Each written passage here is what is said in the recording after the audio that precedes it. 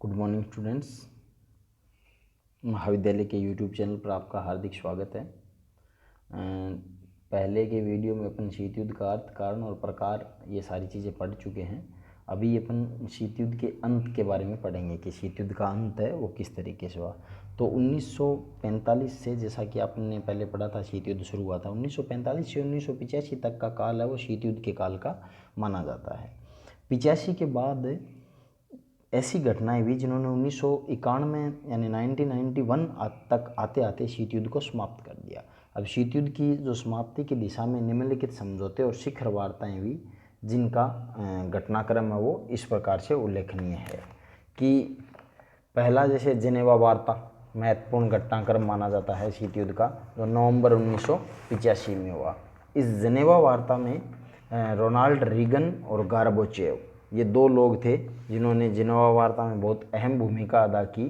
और 2 दिन की लंबी वार्ता चली, लगातार 2 दिन आपस में दोनों महाशक्तियों के बीच में, लोगों के बीच में बातें चली। दोनों महाशक्तियों ने एक दूसरे से बात की, हितों को साधने की कोशिश की भी किसी तरीके से आपस में बातचीत हो जाए। 2 दिन लंबी बातचीत होने के बाद, चूँकि ये महत्वपूर्ण इसलिए भी हो जाता है कि 6 साल बाद में पहली बार ऐसा लगा दोनों महाशक्तियों के जो नेता है वो आपस में मिले थे।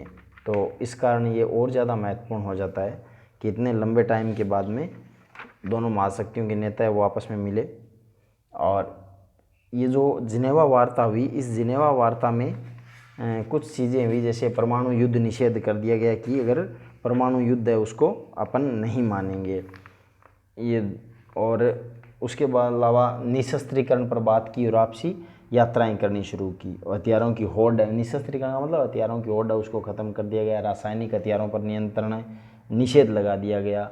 और आपसी यात्राएं की कि गार्बाचेव है वो अगले साल अमेरिका आएगा और फिर उसी साल है वो रीगन भी यहाँ पर रूस आएगा। तो इस तरीके से आपस में, और दोनों ने, जो सोवियत संघ था उसने न्यूयॉर्क में और अमेरिका ने कीव में साथ साथ अपने वाणिज्यिक जो दूतावास है वो भी खोले। इसके बाद फिर रीगन गार्बाचेव शिखर वार्ता, यानी ये भी 2 दिन की शिखर वार्ता हुई अगले साल रोनाल्ड रीगन और मिखाइल गार्बाचेव की। लेकिन स्टार वार्स कार्यक्रम पर अड़े रहने के कारण ये वार्ता है वो विफल हो गई। स्टार वार कार्यक्रम ये था बेसिकली कि अमेरिका ये चाहता था कि हम अंतरिक्ष में मिसाइलें, जो रीगन का एक बहुत ही खतरनाक प्रोग्राम था कि अंतरिक्ष में मिसाइलें लगा दें ताकि उससे पूरा संसार है वो अमेरिका की जद में आ जाए।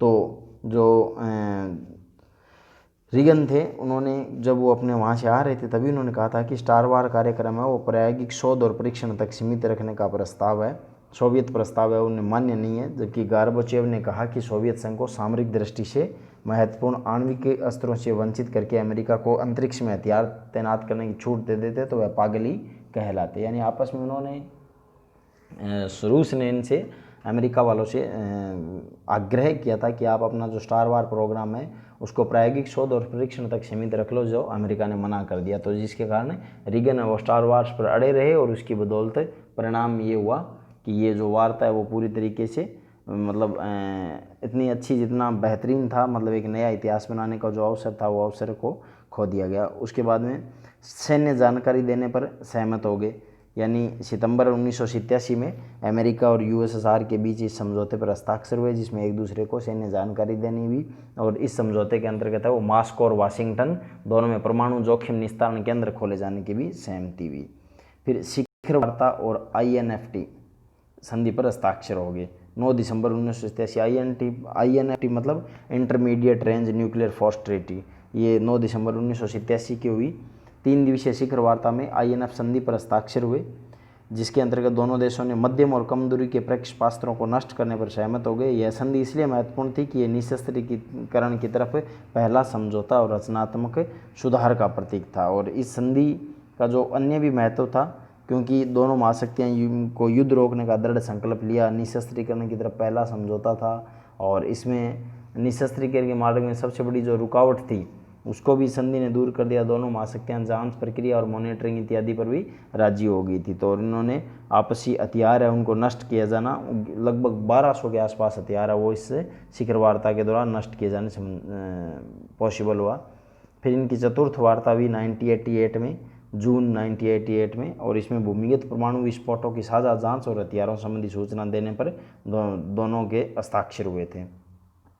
बाद में पश्चिमी जर्मनी चांसलर की मास्को यात्रा अक्टूबर 1988 में। इसका तात्पर्य है कि पश्चिमी यूरोप के देश है वो मास्को और व्यक्ति से गार्बाचेव के साथ संबंध बनाना गौरव की भावना से देखते थे, क्योंकि पश्चिमी जर्मनी के चांसलर थे हेलमुट कोल, जिन्होंने मास्को की यात्रा की, और उनका मतलब ये था कि हम व्यक्ति से गार्बाचेव के साथ संबंध बनाना चाहते हैं, और इनके बीच में काफ़ी सारे 5-6 समझौते हुए, और पश्चिमी जर्मनी की जो तकनीकी प्रतिभा, सोवियत शासन की आर्थिक पेरेस्ट्राइका की नीति के लिए क्रियाशील इन्होंने किया था। तो पश्चिमी जर्मनी के लोगों ने भी वहाँ पर यात्रा की। यूएनओ में गार्बाचेव की घोषणा, पूर्वी यूरोप से 5 लाख सैनिक हटाना और हथियारों में कटौती। इतनी बड़ी संस्था में जा कर के गार्बाचेव द्वारा ये इस तरह की घोषणा करना दिखाता है कि वास्तव में ये लोग वो शांति की तरफ धीरे धीरे अपना कदम बढ़ा रहे थे, क्योंकि रीगन ने कभी सोवियत संघ को दुष्ट कहा था, मतलब दुष्ट साम्राज्य कहा था रीगन ने एक टाइम में। लेकिन अब जिस तरह की बात हुई तो इससे अमेरिकन है उनकी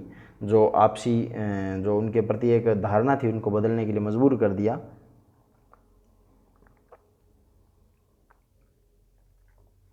फिर है सोवियत संघ और यूरोपियन आर्थिक समुदाय में समझौता। यूरोपियन आर्थिक, इनको 10 वर्षीय आर्थिक मामलों पर एक समझौता हुआ, जिस समझौते के अंतर्गत इन्होंने ये मतलब जो विदेश मंत्री थे वो नाटो के मुख्यालय पर गए, राजदूतों से भेंट की, और एक जिसमें आपसी व्यापार बढ़ाने पर सहमति हुई। बर्लिन की दीवार का ध्वस्त होना, 9 नवंबर 1989 को बर्लिन की जो दीवार खींची गई थी, जिसने बर्लिन को 2 भागों में बांट दिया था, उस दीवार को, खींची हुई दीवार को, खड़ी की हुई दीवार ध्वस्त कर दी, और बर्लिन है वो आपस में एक हो गया। जब बर्लिन की दीवार गिरते जर्मनी का एकीकरण हो गया 1 जुलाई 1990 को, क्योंकि हेलमुट कोल है वो गार्बाचेव से भेंट की थी। बाद में उन्होंने कहा कि जर्मनी का एकीकरण है वो निश्चित है, और सोवियत संघ है वो जर्मनी से संबंध चाहता है, या जर्मनी की इच्छा है कि वह नाटो या वार्सा पैक्ट किस में शामिल होता है। इस प्रकार सोवियत संघ है उसने जुलाई 1990 में दिखा दी थी हरी झंडी। फिर है सोवियत संघ और जर्मनी के बीच मैत्री संधि, अनाक्रमण और मैत्री संधि, नवंबर 1990। तो इस तरह से इन्होंने आपस में मतलब संधि कर ली, जिसमें एक दूसरे पर आक्रमण नहीं करेंगे और आपस में मैत्री करेंगे। वार्सा पैक्ट समाप्त हो गया 1 जुलाई 1991 को। इसका निर्माण 9 मई 1955 को हुआ था, जो रूस का या यूएसएसआर का सैन्य संगठन था, और बाद में इसी में इस तरह से मतलब जो ये 10-12 कारण थे, जिन कारणों की बदौलत है वो जो शीत युद्ध है उसका अंत होना निश्चित हुआ था। उसके बाद अब शीत युद्ध समाप्ति के कारण क्या थे भी? इतनी बड़ा युद्ध था, इतने लंबे टाइम तक चला, इतने सालों तक आपस में चला, और अचानक तो ख़त्म नहीं हुआ। एक लंबे टाइम में ये धीरे धीरे करके ख़त्म हो गया। तो ख़त्म होने के कारण क्या थे? से पहला, मिखाइल गार्बाचेव का व्यक्तित्व और नीतियाँ। मार्च 1985 में सोवियत संघ की बागडोर है वो गार्बाचेव के हाथों में आई। जिस प्रकार स्टालिन युद्ध का जनक था, उसी प्रकार गार्बाचेव शीत युद्ध का अंत करने वाले नेता थे। अब नेतृत्व में उदारता, सौम्यवादी और समझौतावादी राजनीति की प्रधानता थी। तो जिस कारण मिखाइल गार्बाचेव का नेतृत्व भी कारण बना, और इनकी नीतियाँ ग्लासनोस्त और पेरेस्ट्राइका, ये 2 नीतियाँ मानी जाती है। ग्लासनोस्त मतलब 2 नंबर के सवाल में ये पूछा जा सकता है आपसे कि ये ग्लासनोस्त क्या है, पेरेस्ट्राइका क्या है। इन पर ध्यान दे लेना थोड़ा, कि खुलेपन और पारदर्शिता की नीति अपनाना और सोवियत अर्थव्यवस्था के पुनर्गठन संबंधी कार्यक्रम। ग्लासनोस्त का मतलब कि रूस के द्वारा जो खुलेपन और पारदर्शिता की नीति अपनाएगी उसको रूसी भाषा में ग्लासनोस्त का नाम दिया गया। और पेरेस्ट्राइका का मतलब था सोवियत अर्थव्यवस्था का पुनर्गठन करना। तो ये जो चीज़ें थी, ये जो नीतियाँ थी, इनके कारण भी काफ़ी। और फिर इसके अलावा सोवियत संघ की आर्थिक मजबूरियाँ भी थी, क्योंकि अंतरिक्ष अनुसंधान और हथियारों के निर्माण पर बेतहाशा खर्च के कारण क्या हुआ कि अर्थव्यवस्था है वो लड़खड़ा गई, और 1970 से 85 के बीच वृद्धि दर है वो 10% कम हो गई। यंत्रों, साज सज्जाओं का इनका निर्यात है वो घट गया, कृषि उत्पाद कम हो गया, प्रौद्योगिकी है वो भी मंद पड़ गई। तो ये जो सारी चीज़ें थी, उन्होंने एक तरीके से इनको मजबूर भी कर दिया था, क्योंकि सोवियत संघ की हालत है वो वास्तव में बहुत ख़राब हो गई थी। और सोवियत संघ का बिखराव 9 अगस्त 1991 को तख्ता पलट हुआ। खाड़ी संकट के दौरान अमेरिका को निष्क्रिय समर्थन दे दिया। G7 से आर्थिक मदद जुटाने में विफल रहा, परिणामतः सोवियत संघ उसका बिखराव हो गया, क्योंकि सोवियत संघ पूरी जो अन्य जो देश थे उन्होंने भी अपनी आवाज़ उठानी शुरू कर दी और धीरे धीरे सोवियत संघ के 12-13 टुकड़े हुए थे। तो वो जो बिखराव हुआ तो वो अंततः जाकर के शीत युद्ध के अंत का भी कारण बना। साम्यवादी देशों में लोकतंत्र और बाजार अर्थव्यवस्था, पूर्वी यूरोपीय देशों के द्वारा इन देशों के अंदर जो साम्यवादी जो देश थे उन्होंने वहाँ पर इन्होंने पूरी तरीके से लोकतंत्र और बाजारी अर्थव्यवस्था जो थी उसको ला करके रख दिया। तो जिसके कारण वहाँ पर यूँ लगा कि हाँ ये जो नए नए मॉडल आए उन्होंने इन लोगों को बहुत प्रभावित भी किया था। अब शीत युद्ध समाप्ति के अंतर्राष्ट्रीय राजनीति पर क्या प्रभाव पड़े? तनाव केंद्रों में कमी आ गई, संकटपूर्ण समस्याओं का हल हो गया, जैसे ईरान इराक युद्ध की समाप्ति होगी, कुवैत की मुक्ति होगी, अफगान समस्या का समाधान हो गया, यूएनओ प्रभावी भूमिका में आ गया, एक ध्रुवीय विश्व हो गया, यानी अमेरिका है वो एक तरफा ही सारा मामला अपनी तरफ से देखने लग गया। सोवियत संघ का अस्तित्व समाप्त हो गया 26 दिसंबर 1991 को, और विश्व राजनीति भय के संतुलन की जगह हितों के संतुलन से संचालित होने लगी, क्योंकि इतने दिन जो संतुलन था वो डर का था, क्योंकि पूंजीवादियों को लगता था कि साम्यवादी आ जाएंगे, साम्यवादियों को लगता था कि पूंजीवादी आ जाएंगे। अब वो जगह है वो हित प्रधान जो हो गई, भय की बजाय डर की जगह हितों ने जगह ले ली थी। और अंतर्राष्ट्रीय राजनीति के मुख्य मुद्दे है वो सुरक्षा और विचारधारा की बजाय व्यापार और पूंजी निवेश है वो बन गए। तो इस प्रकार से अंतर्राष्ट्रीय राजनीति में ये एक बहुत बड़ा परिवर्तन आया था। और ये परिवर्तन इस प्रकार का था कि अगर सवाल आ जाए कि शीत युद्ध समाप्ति के अंतर्राष्ट्रीय राजनीति पर क्या प्रभाव पड़े, तो आप इन जो 7-8 प्रभाव है इनका उल्लेख कर सकते हो। अब कुछ फैक्ट्स है जिनको आप देख लीजिए जो कई बार पूछ लेते हैं। जैसे U2 विमान कांड कब हुआ था? मई 1960 में। क्यूबा संकट 1962। अब क्यूबा संकट क्या था? ये 2 नंबर का सवाल पूछा जा सकता है क्यूबा संकट में, कि सोवियत संघ की सहायता से क्यूबा ने सैन्य अड्डे स्थापित कर लिए, जिससे अमेरिकी सुरक्षा को खतरा उत्पन्न होने की संभावना से अमेरिका द्वारा क्यूबा की घेराबंदी की गई। यही क्यूबा संकट था कि रूस ने मदद देकर, क्यूबा एकदम विश्व का मानचित्र देखना, अमेरिका के एकदम बगल में देश है जहाँ पर मिसाइलें तैनात कर दी गई, जो अमेरिका की मतलब मुख्य शहरों पर सारों को उनके मिसाइलों के नियंत्रण में आ गया था।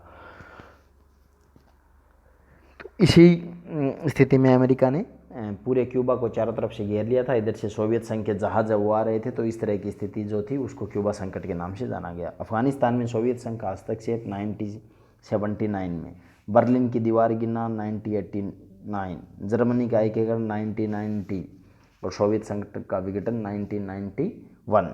तो ये कुछ फैक्ट थे जिनको भी आप ध्यान में रख लेना। तो इस प्रकार से ये सोवियत संघ का आपका जो चैप्टर है वो पूरा हो गया। नेक्स्ट वीडियो में अपन गुटनिरपेक्षता के बारे में पढ़ेंगे। अधिक से अधिक यूट्यूब चैनल को सब्सक्राइब कीजिए और कोरोना महामारी के मद्देनज़र घर पर रहें, सुरक्षित रहें। अगर बाहर निकलना हो तो मास्क रखें, प्रॉपर हैंड सैनिटाइज करें और 2 गज की दूरी है वो बनाए रखें। बहुत बहुत धन्यवाद।